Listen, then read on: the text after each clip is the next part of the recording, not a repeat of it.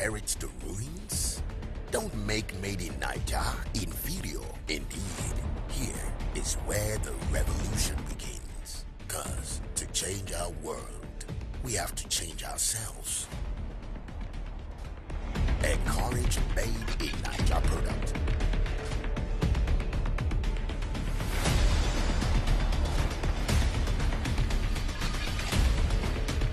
Be the change you daily want. Believe in Naija. Pride in Naija. Rock product Naija.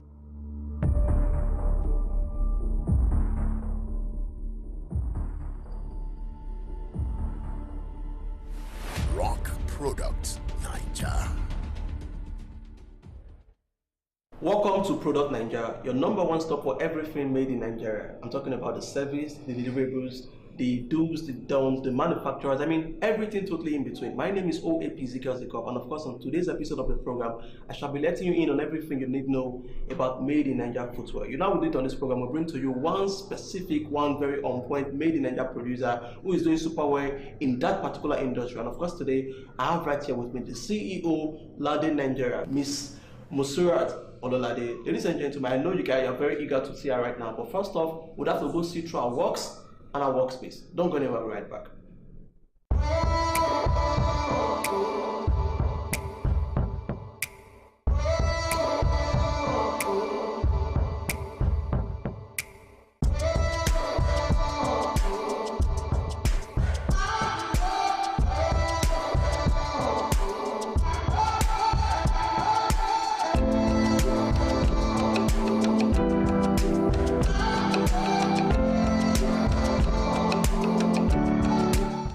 You're welcome back.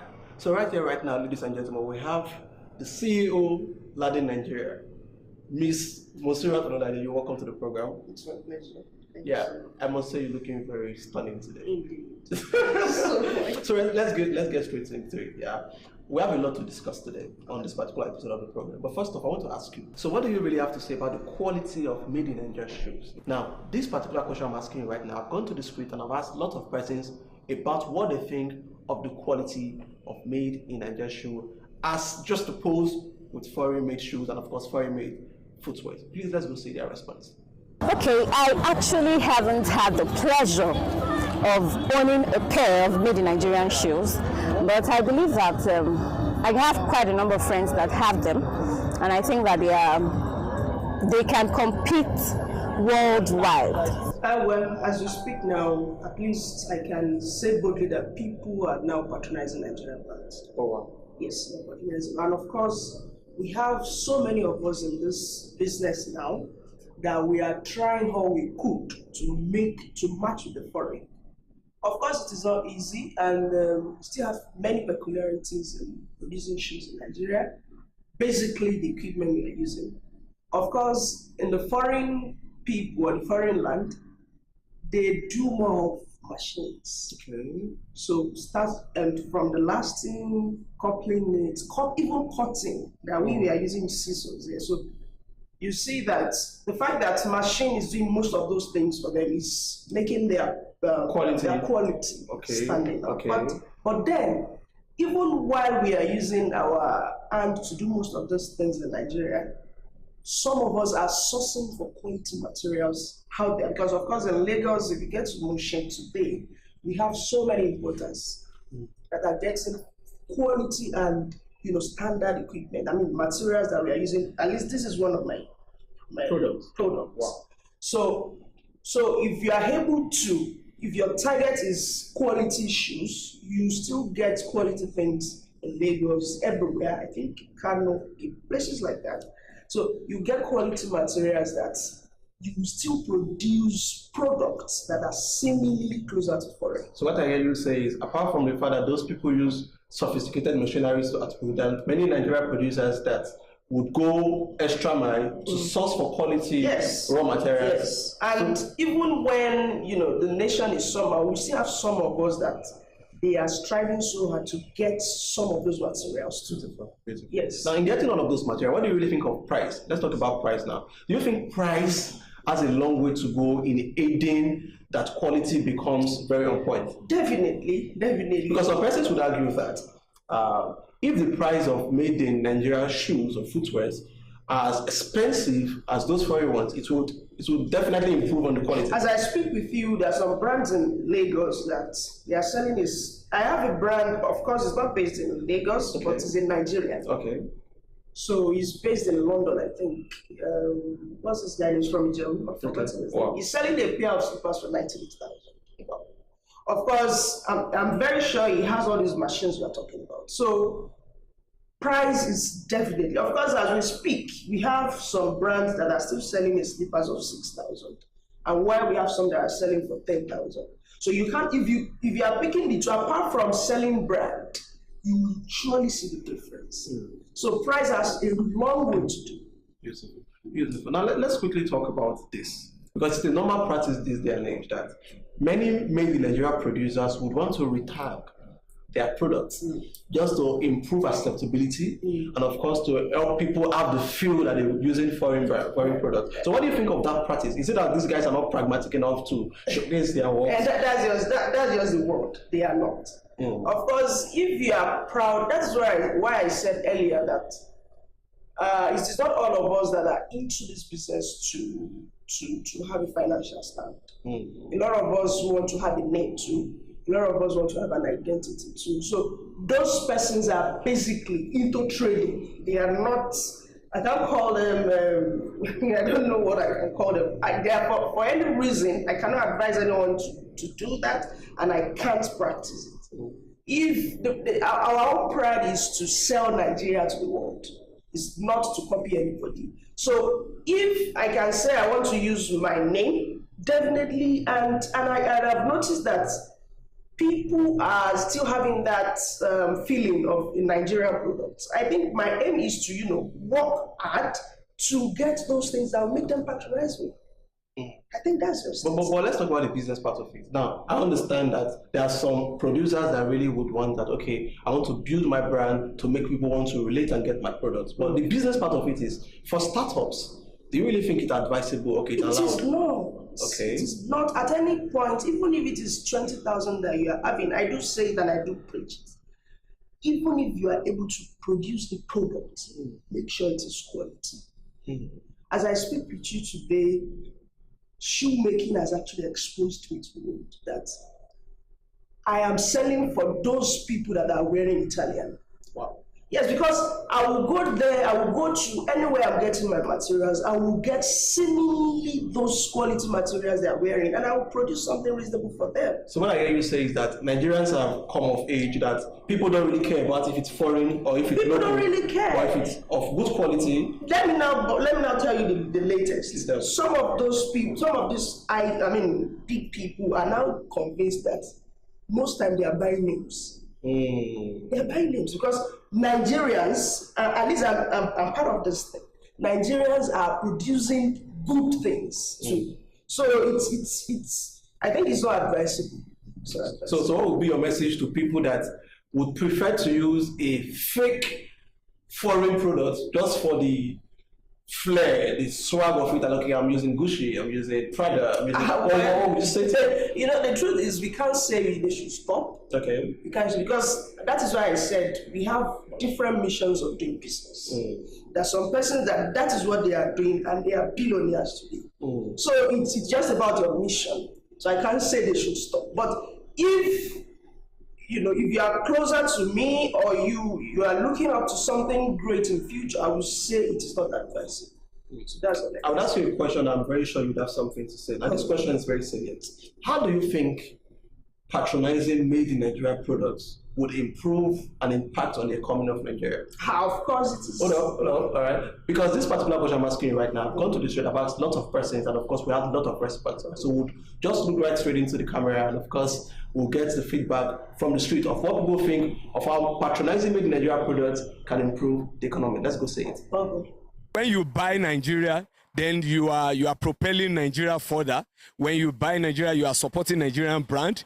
You are not taking our money outside. You are contributing more to the GDP. The shoemakers is going to employ more people, thereby reducing unemployment rates. So it's all go around, we hand in hand in terms of pushing the economy forward. It's actually something that we should all imbibe in, like buy Nigeria. We are also getting there gradually, and the more we support our home brand, the more closer we are going to reach the pinnacle of it. If people that are producing these items, mostly they claim that it is bespoke.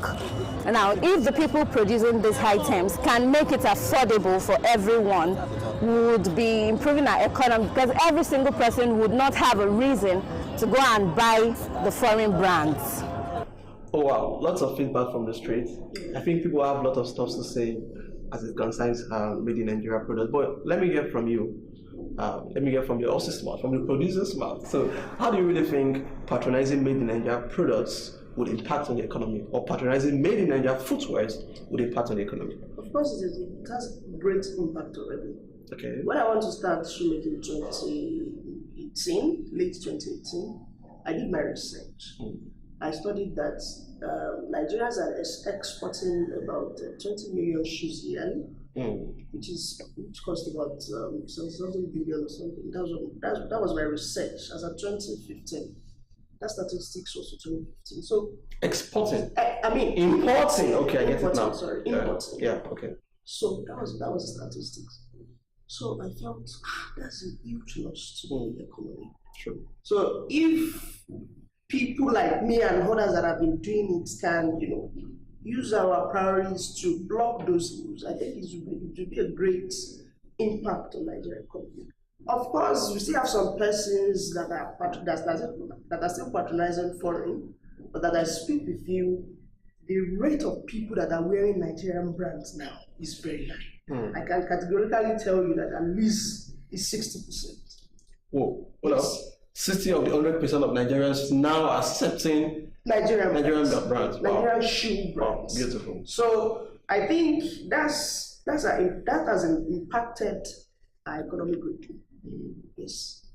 And the employment, there are persons at the value chain. A lot of you to be employed. Myself alone, I have 5 staffs. Oh wow. Myself alone. And I'm sure I have colleagues in this Oshobo town that they have many employees too. So it has affected it. Thank you very much. So we're going to break right now, and when we come back, we're just going to continue this discussion with Ms. Osurat Orolade, the CEO at Naija. Please don't go anywhere, right back. I support the movement. I support the movement. Patronize Made in Naija. Rock Made in Naija. Rock Product Naija. You're welcome back. So we're going to talk about something now, which I feel you'll be standing in place of every footwear maker to talk about what really are the challenges faced by this particular industry. Okay. So I don't know, I know it might be peculiar to your business, but I'm sure everybody can relate with it. So what really are the challenges that you guys are really facing in producing made in Nigeria footwear? Number 1, finance. Wow. Number 1, finance. 2 is accessibility to raw materials. There are times that you travel to get some materials in Lagos, and you won't be able to, in fact, you may be lucky to buy all what the importer has, and you just produce about 2 or 3 shoes, and the next time people want to make such product, exactly, you won't be able to get it. So it's a challenge for us. So I think those are the 2 basic. So first off, there's finance. Another thing is there's not enough material. Even if you get material, sometimes you might not see enough of that particular material. You might not see it again. You might not see it again. And someone comes to you and say, hey, I want this kind of shoe. There are times that you will see that this particular material you are purchasing was used from a company abroad. Yeah. That you are just the only person getting that leftover.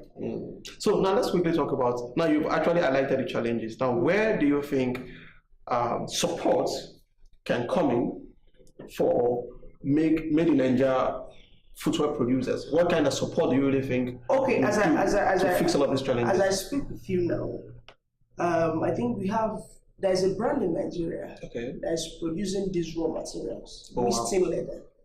Western leather. In fact, Louis Vuitton actually patronized the brand this year. So I think there's some brands from the north that are actually bridging that, but it's not circulating. For somebody like me, I have not been able to patronize it. I still patronize from my importers of Lagos. So I think if it will still fall back on the government. I'm not part of those Nigerians that do abuse government. The government, yeah. No. But at least it falls back to the government. Yeah, there should be what government should do. There should be things they should do that. They should help in this leatherwork factory. I mean, leatherworks business, so that things will be easier for us to do, and we'll be proud of what we are doing. So, we can't finish this conversation without talking about our brothers in the East. Okay. Sometimes they about shoes. Okay. These guys are really doing well with making shoes. So where do we fix them? Where do we put them?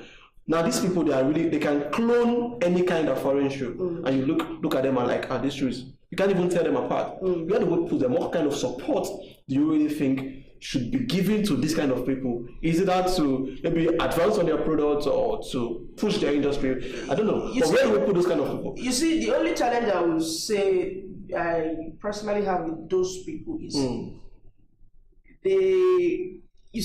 because like it's a stereotype. They say bad guys are making fake stuff. It's not that they are making fake stuff. Okay. The difference between me and them is I have a brand. They want to sell for populace. Oh wow. So they are producing in mass. In mass, yes. So the fact that they are producing in mass, they will have to meet what the production requirements, yeah. What the society, of course, we have grades of persons. We still have some slippers that they are selling for 1,000 naira. So you can't expect a slipper that you buy for 1,000 naira to look like the one you want to buy for 20,000. I think they are producing for the masses, and they are trying to understand what the society wants according to their status. Beautiful. So now I want to close this conversation by asking you in person. Of course, we know that you're producing for Nigerians, all right?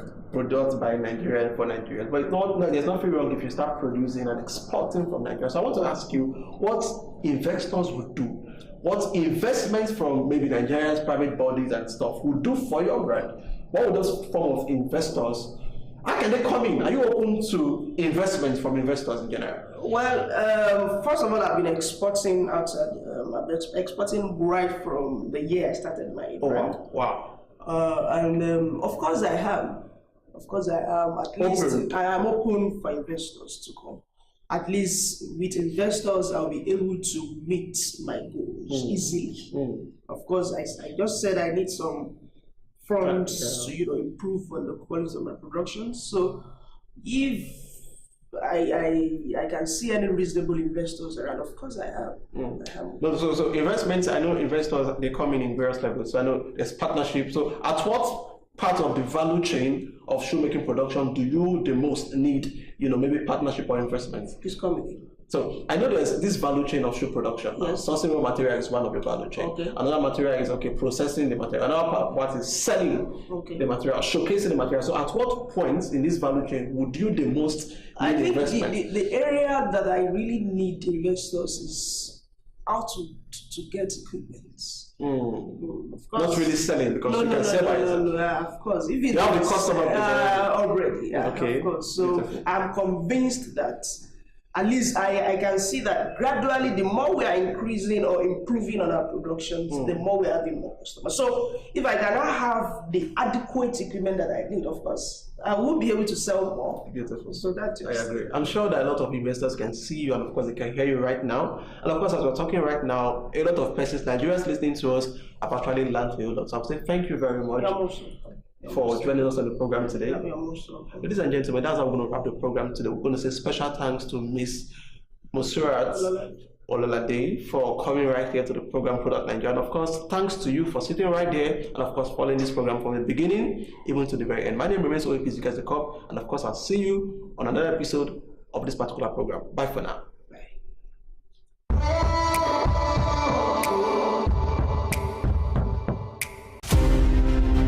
Ahmadu Bello, a Prince Royal, was born